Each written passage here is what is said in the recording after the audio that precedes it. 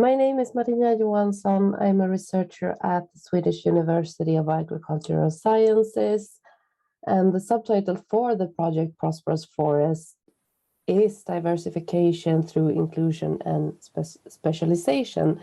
So I'm going to provide you with some of the starting points for how we as a project have been perceiving inclusive service development and some notions of how it can benefit small and middle-sized enterprises. So it's going to be quite overarching and broad, but it came to mind yesterday when there was a question posed about in relation to segmentation, how to avoid stereotyping at the same time. So it's kind of related to that a little bit, I think. Traditionally, when we think about a forest owner or a forestry professional, there has been a quite narrow image of who comes to mind.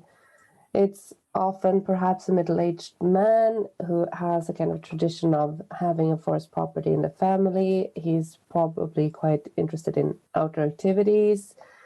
He has quite pale skin. He probably talks the native language without much of an accent. And I deliberately say he because this is also a gendered image of who we tend to think about when we think about the traditional forest owner. And at the same time, we know both from research and from experience that forest owners is a much more diverse group. And nevertheless, these quite narrow norms prevail, and they risk being reflected in how companies act and communicate when it comes to who the company targets, and this in turn affects the company's way of working. And as a service provider, norms also influence who is perceived as a co-worker or a customer or a collaborator, and hence also what is perceived as a service and who needs the service is going to meet. So this is kind of our entry point when we argue that applying a perspective of inclusivity is important to service development. And that kind of leads us to the next question. What is inclusion? And as an employer, at least in Sweden, you have the responsibility to not only take action when discrimination occurs, but also to be proactive, meaning that you are expected to take measures to prevent discrimination from occurring in the first place.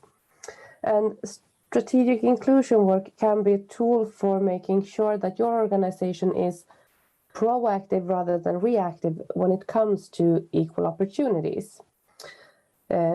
So that is one part, but we also argue that this can be a strategic tool and perspective when it comes to organizational development. Maybe you as an entrepreneur can reach a larger customer base, develop other services, and reach more partners by adding this perspective and have a kind of a aware way of approaching development issues.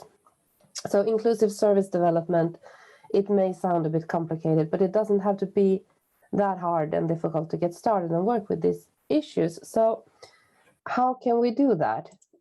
I am now briefly going to touch upon 3 different aspects that we argue are central to inclusion: reflection, the way we make choices, and accessibility. And I hope that this will inspire you to kind of think further in how an inclusive perspective can contribute to both the organizations that you work with or the organizations that you meet, depending on in which capacity that you are here today. And so the first aspect of getting started with these issues is to reflect. You need to ask yourself critical questions and answer honestly. What does your business look like today? What is the goals with your business? Is it the right goal, and do you achieve them? Is there anything that is implied when you think about your business, something that is taken for granted? Whose needs do you have in mind in product and service development, and whose conditions and abilities influence your business? Based on what you deliver and based on your needs and opportunities for business development, it is important to ask yourself who is relevant for you and vice versa, for whom are you relevant? Who do you reach out to as a customer and as a potential employees or partner? Are there relevant audiences or needs that you miss, and do you have a plan for reaching those that you miss today? An increased awareness is of what it is that is taken for granted makes it easier to control the business and its developments. And by making visible what is kind of taken for granted or obvious, what doesn't need to be explained, you can more easily see who and what that is not currently included in your business, and then set goals and plan accordingly to overreach that. The second aspect to think about is what choices you as an entrepreneur have. Yesterday, we learned about forest owners' decision making, and much of what Anne Mattilainen told us yesterday also applies here. As an entrepreneur, you make consciously or unconsciously a lot of decisions every day.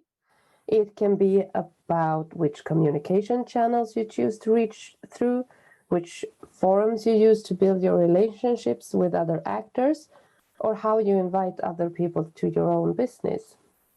And those choices all have consequences, small consequences and large consequences. And those choices are not always rational, as Anna told us yesterday. If you want to, for example, reach new customers, maybe an ad in that forest magazine that you know that everyone in the business reads is perhaps not the most effective way for you to reach new customers. The risk is that they already know about you and what you can offer, and you miss out on potentially new customers who read different kind of magazines. The third aspect that we would like to stress is to think about how accessible your business is. What is needed in terms of knowledge, pre-understandings, and informations for potential customers to be able to take part of your offer or your activities. Are there different groups that are directly or indirectly that have more difficulties to participate? For example, if you want to invite your current and prospective customers to an event, there are numbers of factors to consider. When and where and how are they invited? Which language is used? Where has the information been published? Are there words used that may be difficult to understand if you lack a certain prior knowledge? Much of what is obvious and implied to the ones already initiated may needs to be clarified as not to be an obstacle for potential new customers and partners who do not have the same frame of reference. And in regards to availability or accessibility, there's a lot of checklists and do's and don'ts that you can keep in mind. For example, which language to use to avoid assuming that specific concepts or acronyms are understood by everyone. You can reflect on the kind of culture-specific competences and experience that are needed in order to understand jargon and so on. Are there special communication support needs that needs to be met, such as hearing defiances and so on? And it's always a good idea to try to avoid reinforcing stereotypes. However, even if there are a lot of checklists and guidelines, we very much would like to stress that inclusion is a process. Make sure to use the checklists and guidelines that can be fine, that it can improve accessibility to your organizations or to your event or to your meeting. But keep in mind that inclusion can also be understood as a kind of a process and a perspective that is rooted in empathy, ambitions for mutual learning, and a strive to meet every individual where they are. And we believe that this can be enriching both for organizations and also for individuals.